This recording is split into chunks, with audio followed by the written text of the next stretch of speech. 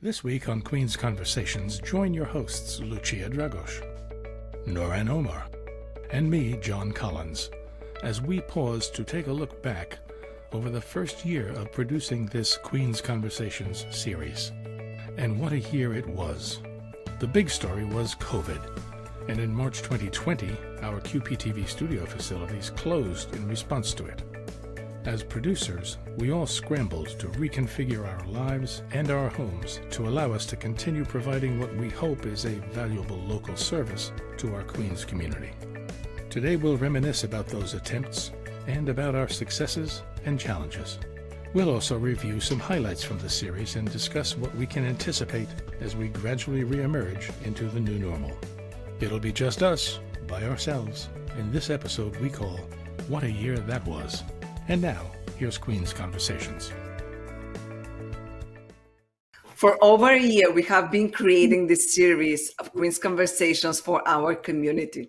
Producing them in a pandemic has been challenging, to say the least.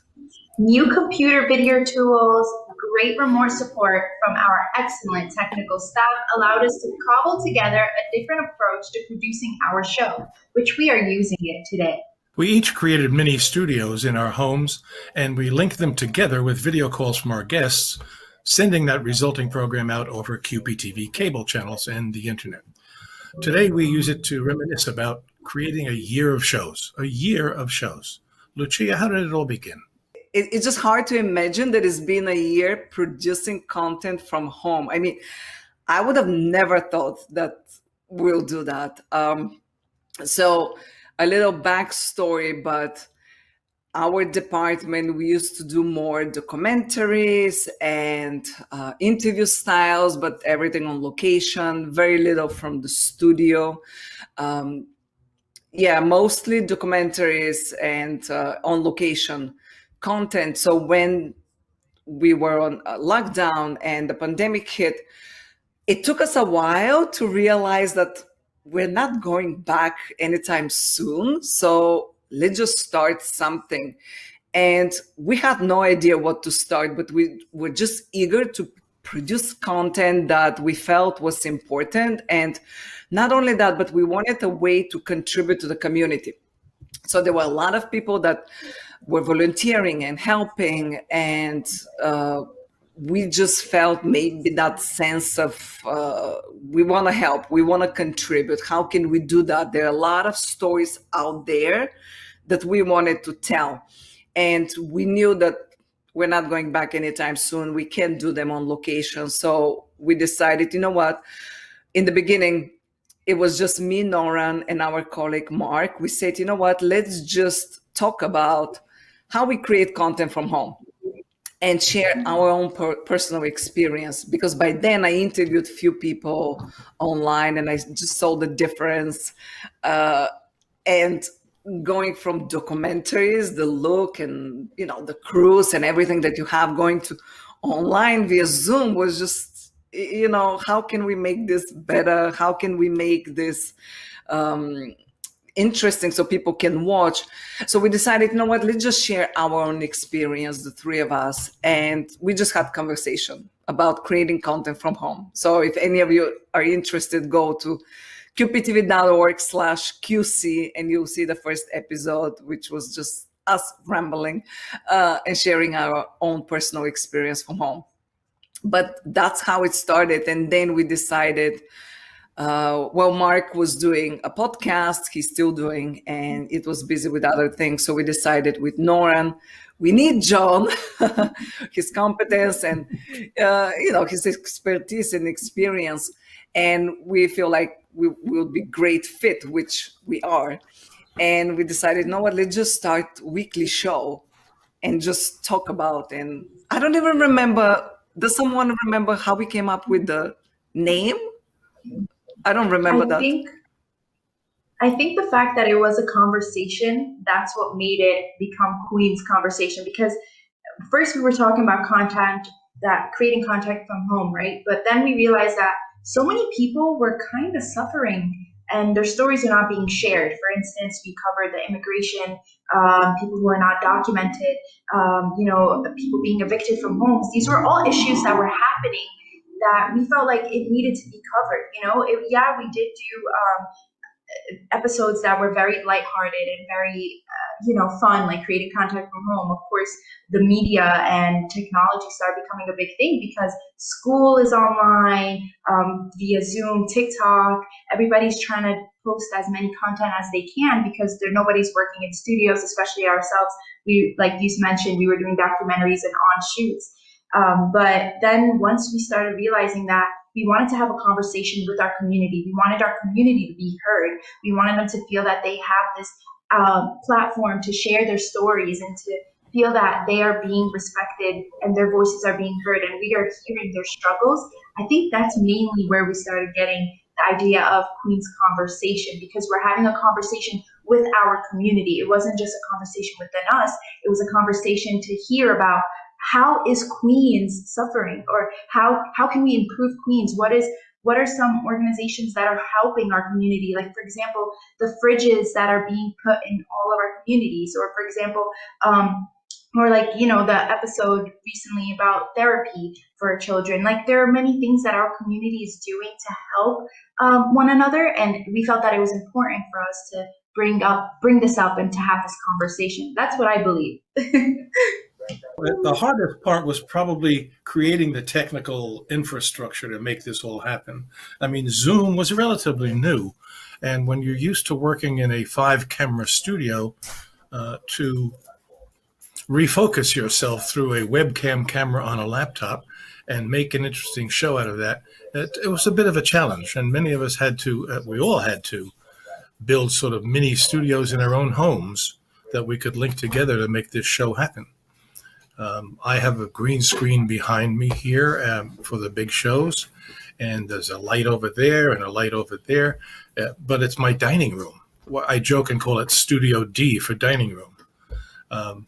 But we all had to make some real adjustments in our lives and on our homes to bring this to fruition, and technical standards were pretty good as a result. Yeah. I mean, for me, it was the same.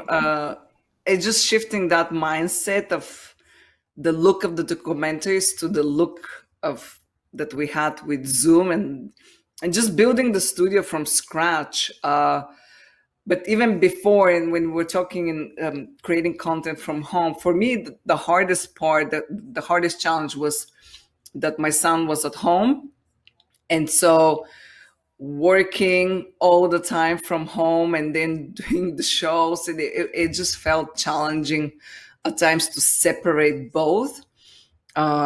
It just sort of everything blended. And I know Johnny always joke about the weekends, but yeah, it feels like there are no weekends and no nights, and everything is just this big blur. And what do you say? We live at work? No, what were you saying, John? You always say the same thing. We're not working from home. We're not working from home. We're living at work. Yeah. Yeah. And at times it feels like that, especially like trying to book guests. I notice now people respond all times of the day and night. It's actually harder. I know, not harder, but it's people take them longer time to respond. Before it was different. Before, I guess people that were in the office, it was much easier to respond, to see the emails. I'm not sure what the reason is, but now it takes them much longer time. So, and in the beginning, until I learned that, it was much harder. And the show, of course, you remember it was weekly, and then we had to do it bi-weekly because we just didn't have enough time to promote. And it's only 3 of us. We don't have a big team that can help us to, book guests and do the graphics and all that. 3 of us plus our assistant, Christina. But I just felt like the weekly show was a lot to take, and bi-weekly works perfect. But still, sometimes the guest takes longer time to respond. So for me, I think that's the hardest part, to sometimes pre-calculate, when we can finalize the guests for the next show. And it's a lot of work in the background. Maybe Noran, you can talk about that, but it's a lot of work in the background. Well, yeah, Like I you think it's mentioned, important to give credit too. I think it's important to give credit too to our technical staff that's behind the scenes here and making all of this happen, making the connections to the internet, creating the connections and putting the panels up in vMix. So there's a staff of people who are helping us in every show. It's not just the three of us and Christina, but 4 or Right. 5 people But in the studio. yeah, I yeah, mean, I was referring more to the time when we used to do Zoom and we did not have any crew Right, behind right. it. But the last 5 shows, I would say, we have, right, 5 shows, maybe 6, or maybe more. We have a crew behind, and we do it differently. We don't use Zoom anymore. We use vMix.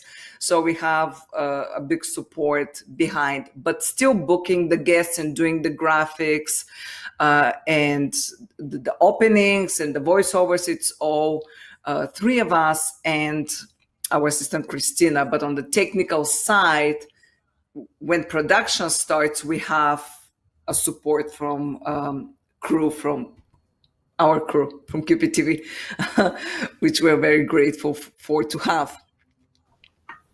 Yeah, yeah, thanks to them. definitely. And it's not, yeah, thank you to you guys, of course. And definitely, like you mentioned, the Zoom videos, that whenever we had like a Zoom interview, there was so much more that was being done besides just that video being exported. There was, like you mentioned, the opening video. We have to know exactly what guests are going to be there just so we can have the opening video prepared and then we can promote it. And also, we have to edit it. We have to make it eye-catching. We have to make it easy on the eye. And definitely, it was the 3 of us, as John would write, the voiceovers, and she would book the guests and edit, and I would edit them. It was a process for sure. It wouldn't just be 100% out there, like everyone would see it on the other end. It was a process, and behind the scenes, it was a lot because we wanted to give out the best we could.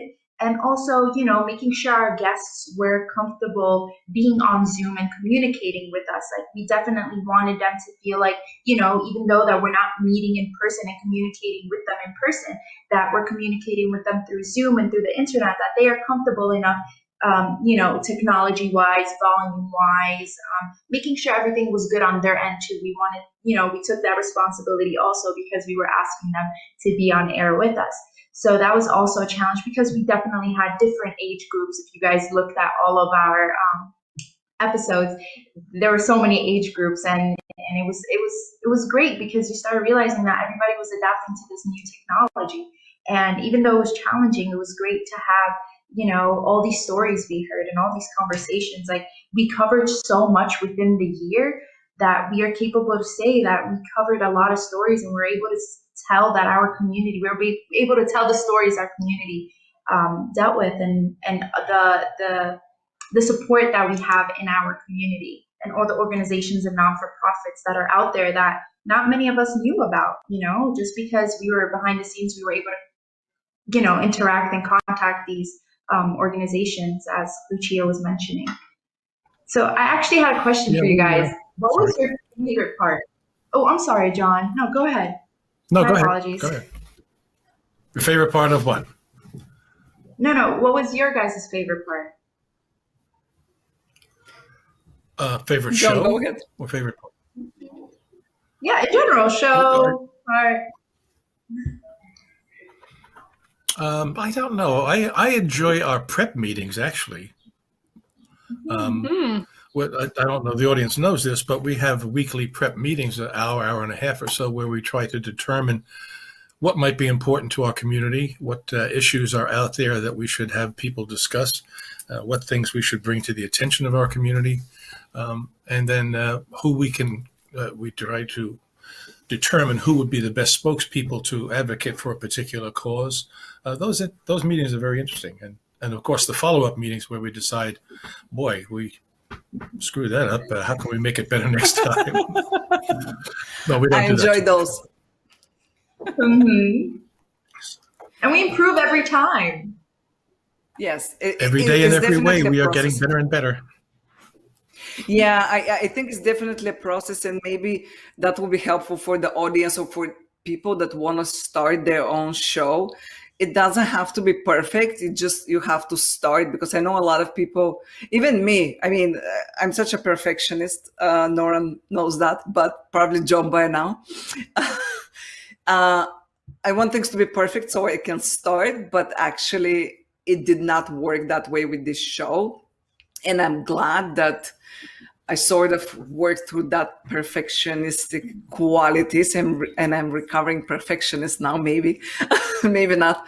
But it was very rough, and I feel like for a lot of creators that can be helpful, but you just have to start and then work your way through cleaning up any imperfections or any things that you want to improve. But the most important thing, I think, still is the story. And in the beginning, people will overlook any imperfections or the look of the show, but just having those important conversations. And I think my favorite part, so it has been, I didn't really, I mean, when I look back, I see the variety of topics that we covered, and that's incredible. And I feel like if we were in the studio or doing it in person, we might have not had access to some of the people, just because it's very hard to book weekly guests and then for them to come to the studio. So just an example, when we did the COVID and our community, undocumented and unprotected, we had someone who was undocumented on the show. And I feel like if we did that in the studio, we might have not had a guest, or might have not had him on the show. So I think there are a lot of benefits doing things virtually, and a lot more people, they say yes to, just because it's so much easier for them to fit it in their schedule. And yeah, I mean, there were going forward, difficulties. yeah. There were difficulties in the new procedures and the new standards that we had to develop and the new approaches that we had to develop. But, you know, every cloud has a silver lining, and there are certain positive things about this new approach, too, that I'm enjoying. I'm enjoying not having to commute in through traffic to the job. We can work from home. I'm enjoying that my dry cleaning bill has gone down. We don't have to dress up all day long to go to work. I can wear my business pajamas. And so business pajama. I like that term.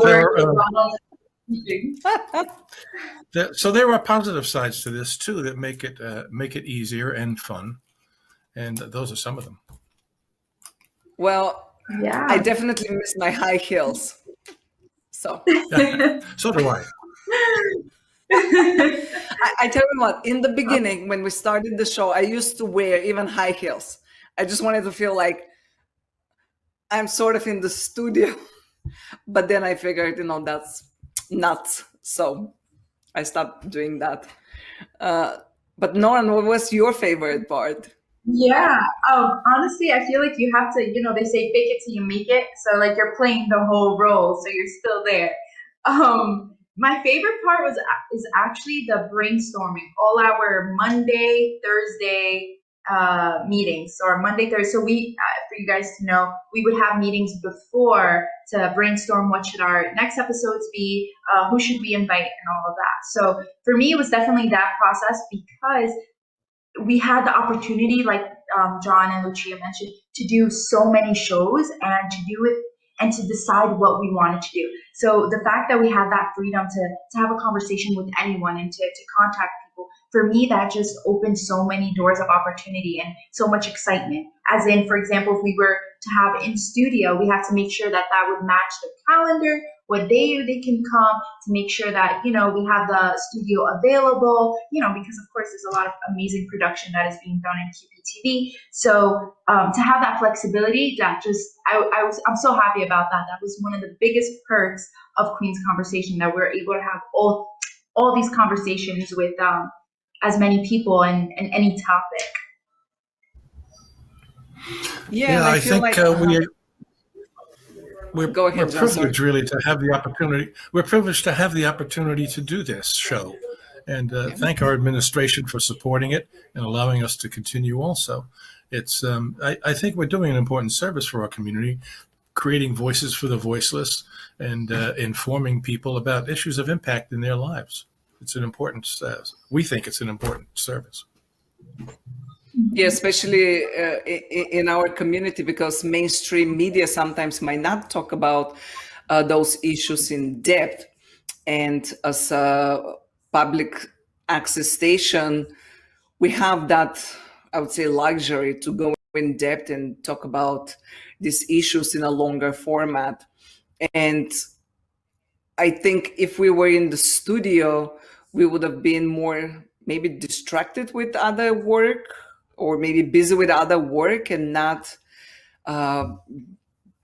get that inspiration to do the variety of issues. I might be wrong, but I feel like now, since we're at home, at least me, I read a lot more on different topics than before, because before I'll just focus on the things that we were producing at the time and sort of got more limited view of what's going on around us, because I mean, they're just 24 hours of the day. And now it's just more broad, because this show's format allows us to do that, because we can talk about homelessness, and we can talk about artists and just fun things, like we had neighborhood notes, talk about food in Flushing and in Astoria. So this variety of topics, which for me it's a fact. It's a fact that major networks, newscasts, spend approximately 4 or 5% of their time on local news, and that's a huge gap. And we're trying to fill in that gap and expand the people's knowledge. I mean, the only thing you hear about Queens on the nightly news is a fire or a shooting, and we're trying to say that there's so much more in this wonderfully diverse borough of ours. Yeah, especially now with the reopening, and we did show right on that. There's so many things going on in Queens, and there's so much history. I mean, with the neighborhood notes, we discovered some of that. Nora, you want to say something? Definitely. I don't know if John, you know this. Me and Lucia have like a big folder of all of like the stories we want to that we want to do, like you mentioned, documentary films or any short videos about. So we would always research to see what is going on in Queens that we can cover. Like, for example, I would focus on the youth. She would focus on, hardcore documentary. And all that takes so much time to prepare it for it to be the best documentary video, to make sure our staff is prepared for it and all that. But we were able to cover all these stories that we wanted to cover in this span of in a year in Queen's Conversation, when usually to create that documentary, it takes us so much more time, because it's not just a one-day shoot. We have to make sure that we're shooting to get B-roll, to make sure that we're getting the whole story covered, to make sure that we're including everything in that story. But having that conversation with our community, we're able to cover many more accomplishments and many more stories. Yeah. I did a series on mental health, and it was a 6-part series on mental health documentary, and it was well over a year before it was completed.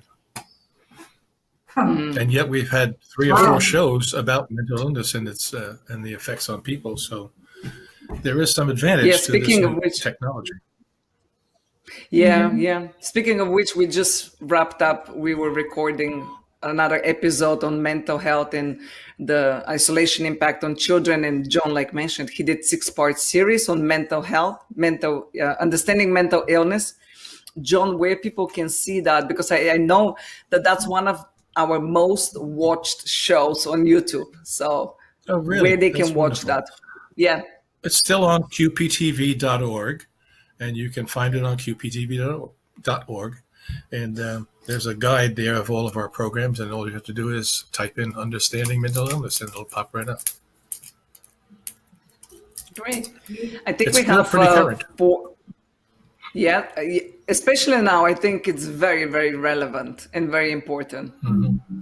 Yeah, thank you. We have 2 minutes left.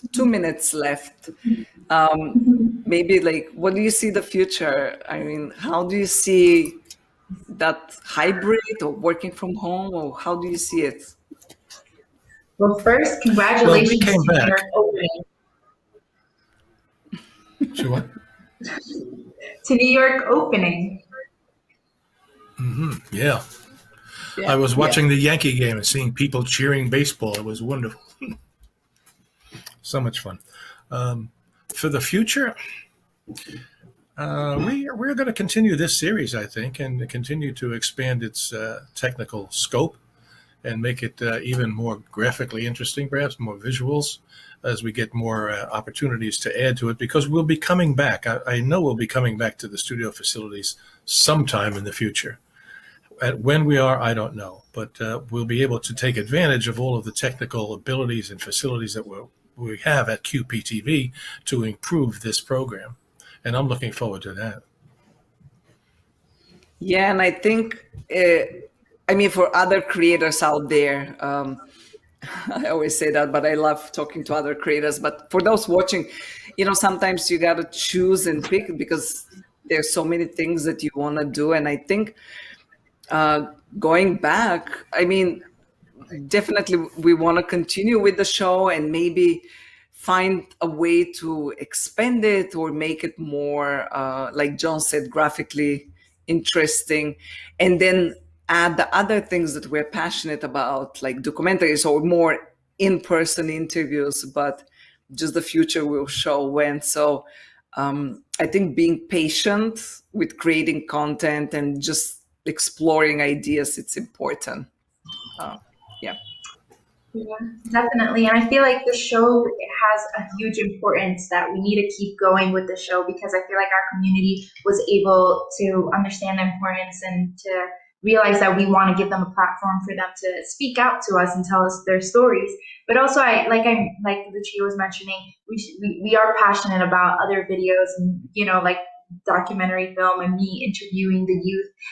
We are definitely still interested in that. So maybe we're going to keep the show and we're going to still do the other things. But yeah, of course, it's a process, and I'm excited to see what the future holds. Me too. Lucia, if some of our viewers have an idea for a program, can they reach out to us? And how? There is an email that if somebody wants to reach out, they can email us definitely. And I guess that's it for today's show. That was great. 1 year recap.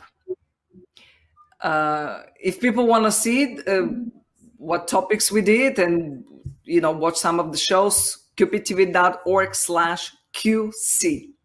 You can see all the shows. So that's it for today's show. See you next time on Queen's Conversations.